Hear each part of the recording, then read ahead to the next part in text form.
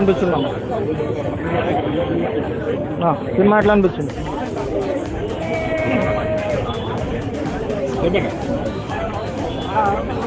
జై power star, జై megastar, జై రామ్ చరణ్. సినిమా మాత్రం చాలా బాగుందన్న.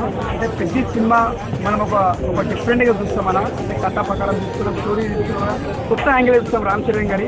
అంటే ఆయన ఏ సినిమా చూసినా కూడా రామ్ చరణ్ గారు ఒక పట్టుదలతోటి, అంటే ఒక సినిమా చూసినా కూడా మళ్ళీ తర్వాత ఫ్యాన్స్ కూడా ఒక చాలా ఇన్స్పిరేషన్ ఉండాలి. యాక్టింగ్లో కూడా ఎక్కడ కూడా తగ్గకుండా చాలా బాగా చేసిండు. లాస్ట్లో ఏడుస్తాం కానీ ఏడిపించేసిన లాస్ట్ క్లైమాక్స్లో మాత్రం రామ్ చరణ్ గారు నిజంగా చెప్తున్నా హ్యాట్సాప్ అని యాక్టింగ్కి. అది మెయిన్ చెప్పాలంటే బుచ్చిబాబు గారు ఆ కథ చెప్పడం, ఆయన ఒప్పుకోవడం కూడా మెయిన్గా చాలా గ్రేట్ అనుకోవాలి రామ్ చరణ్ గారు. అలాంటి క్యారెక్టర్ ఇప్పటిదాకా మన హీరో చేయలే కూడా కథ చేతితో పక్క పెట్టి రామ్ చరణ్ గారు చేసి చూపించిండు. దట్ ఈస్ రామ్ చరణ్ అని చెప్పొచ్చు.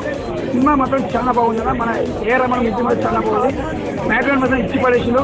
శివరాజ్ కుమార్ గారు ఈ సినిమా ప్రాణం పెట్టేసి మొత్తం రామ్ చరణ్ పక్కకి అంత బాగా చేసిన యాక్టింగ్. ఈ సినిమాలో మన జగపతి గారు కానీ హీరోయిన్ గారు కూడా చాలా బాగా చేసిండు. డ్యాన్స్ మాత్రం రామ్ చరణ్ గారు కొత్తగా ఒక డిఫరెంట్ యాంగిల్ చేసిండు. డ్యాన్స్ మాత్రం ఏదో తగ్గలే.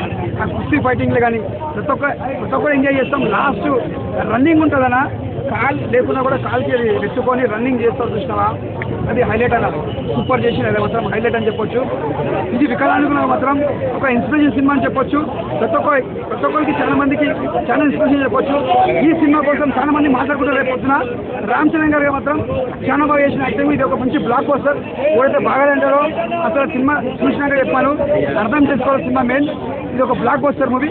సూపర్. Okay, thank you.